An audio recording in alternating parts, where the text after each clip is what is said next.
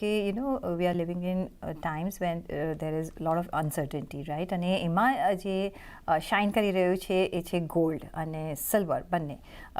કારણ કે જ્યારે આવા અનસર્ટન ટાઈમ્સ હોય છે ત્યારે એક હેજ તરીકે કામ આવતું હોય છે, અને અત્યારના એ જ કામ કરી રહ્યું છે, જે રીતના સેન્ટ્રલ બેન્ક્સ બધા જ બાય કરી રહ્યા છે.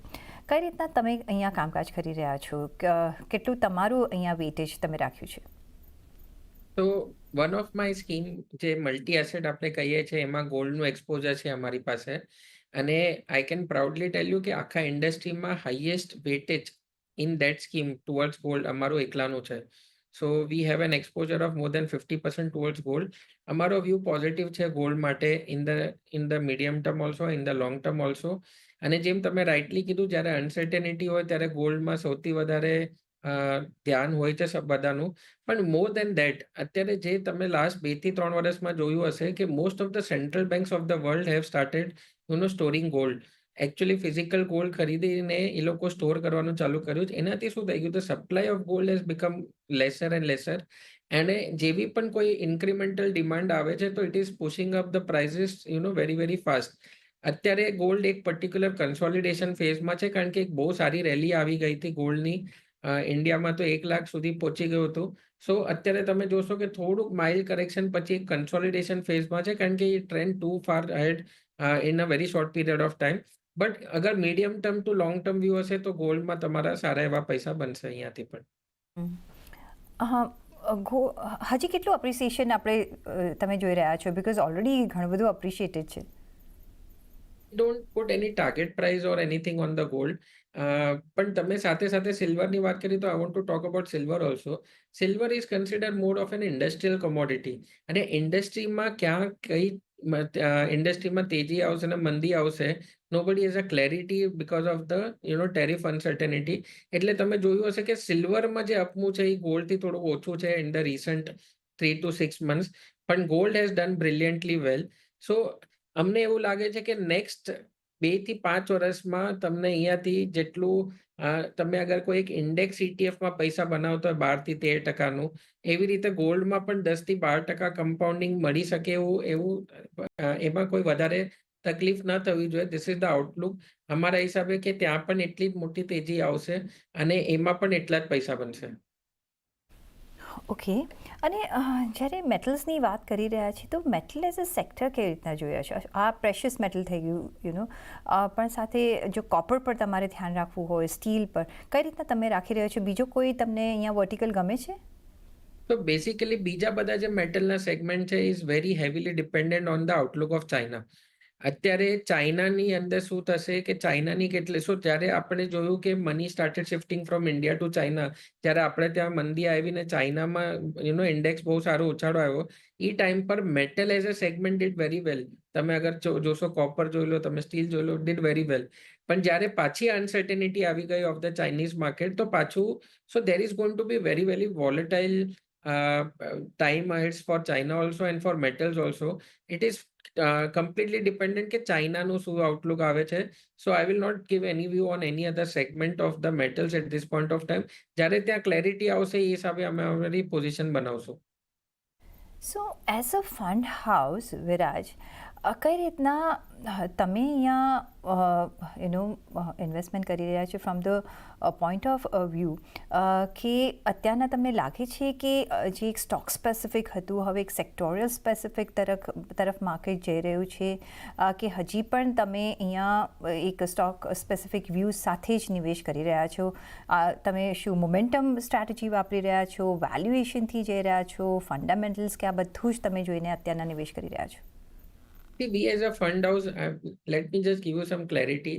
Semco Mutual Fund completely algorithmic approach use કરે છે in the fund management system. અને majority of the time what we want to follow is momentum strategy. અત્યારે માર્કેટમાં મોમેન્ટમ નથી, જેમ મેં તમને પહેલા પણ કીધું, નથી ઉપર નથી નીચે, વચ્ચે ક્યાંય કન્સોલિડેશન ફેઝમાં છે. So at this point of time તમારે અગર આઈડેન્ટિફાઈ કરવું કે કયા સેગમેન્ટમાં તમારું વેલ્થ ક્રિએટ થશે in the near term, it's very very tough, very very difficult, કારણ કે કોઈ પણ સેગમેન્ટમાં એવું મોમેન્ટમ અત્યારે દેખાતું નથી.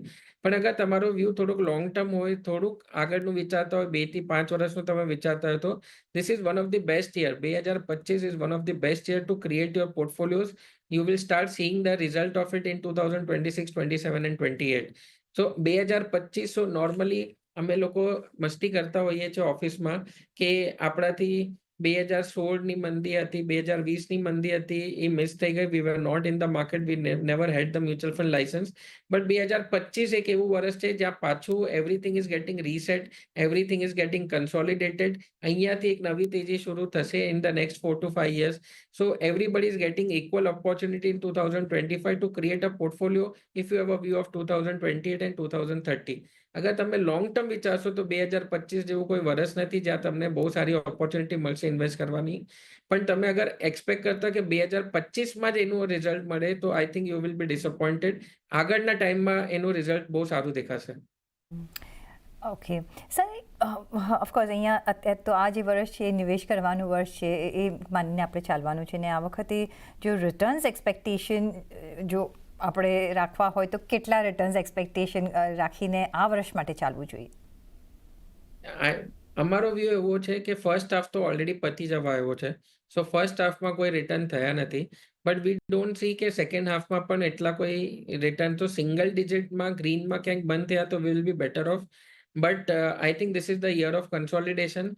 અમે લોકો અમારું વ્યૂ એ જ છે કે 2027-28થી તમારા સારા એવા પૈસા બનશે once we have clarity of a lot of stuff. પણ 2025 થોડું વોલેટાઇલ રહેવાનું છે. તો first half is already done. Second half પણ મને લાગે છે કે વોલેટિલિટી રહેશે. If we end up the year in green, in single digit green also, we are lucky. I think we should be happy about that. અને next યરથી we will see the rewards of what જે portfolio આપણે આ વર્ષમાં બનાવશું એનું result અને એનું જે રિવોર્ડ છે એ નેક્સ્ટ યરથી દેખાવા મળશે. ત્યાંના તમે નિવેશ કરો અને એના ફ્રૂટ્સ બેર થતા દેખાશે આપણને નેક્સ્ટ ફાઇનાન્શિયલ યરમાં. પણ વિરાજ, કઈ તમે મ્યુચ્યુઅલ ફંડ ચલાવો છો, કઈ કેટેગરી ઓફ ફંડ્સમાં અત્યારના તમે નિવેશ કરવાની સલાહ આપી રહ્યા છો? કારણ કે જો આટલા અનસર્ટન ટાઈમ્સ હોય તો ડિરેક્ટલી માર્કેટમાં તમને જેની પાસે બહુ ટાઈમ ના હોય કે એક્સપિરિયન્સ ના હોય, એ કે જે ગભરાતા હોય અત્યારના, તો મ્યુચ્યુઅલ ફંડ રૂટ પસંદ કરે છે. કઈ કેટેગરી ઓફ ફંડ્સ? તો અમારી પાસે બે ટાઈપ ઓફ ઇન્વેસ્ટમેન્ટ કેટેગરી છે. એક ઇન્વેસ્ટમેન્ટ કેટેગરીમાં જ્યાં 100% ઇક્વિટી ઇન્વેસ્ટેડ હોય છે at all point of time. It will keep buying at all point of time. So એક એવી ટાઈપ ઓફ કેટેગરી છે. એક બીજી કેટેગરી એ છે કે જ્યાં અમે લોકો હેજિંગમાં પ્રપોર્શન બહુ વધારીએ છીએ. કે જ્યારે માર્કેટ અનસર્ટેનિટીમાં ચાલ્યું જાય, જેમ જ્યારે માર્કેટ કરેક્શનમાં હતું 1-2 મહિના પહેલા સુધી, there we hedged a lot of our portfolio and અમે બચી ગયા એ ફોલમાં. એવી પણ એક કેટેગરી છે. So for people who are conservative in nature, જે લોકોને આ વોલેટિલિટીમાં બહુ કેપિટલ ઇરોઝન નથી જોવું, they should ideally look at that kind of categories. જેમ અમારું ડાયનામિક એસેટ છે, જેમ અમારું મલ્ટી કેપ છે, જેમ અમારું મલ્ટી એસેટ છે, જેમાં હેજિંગ પ્રપોઝિશન છે ને એમાં લોકોના કેપિટલ પ્રોટેક્શન થઈ જશે. But for people who want to build, a portfolio aggressively in this kind of a market, જ્યાં consolidation છે, જેમાં તમે રાઈટ વસ્તુઓ પકડીને બેસવા માટે રેડી છો, થોડું ઘણું રિસ્ક લેવા માટે રેડી છો માર્કેટના ફોલ સાથે, અને પછી so that you can see 100% equity investment at all point of time. So then they should look at flexi cap or ELSS or special opportunities. હવે અમારું લાર્જ એન્ડ મિડ કેપ આવે છે એ છે. Otherwise people should look at the traditional products of large cap, dynamic asset or multi asset at this point of time. Okay, તો yes, અહીંયા પણ તમને ઘણા બધી એવન્યુઝ મળી શકશે જેમને તમે અહીંયા નિવેશ કરી શકશો થ્રુ મ્યુચ્યુઅલ ફંડ રૂટ. પણ ઓન ધેટ નોટ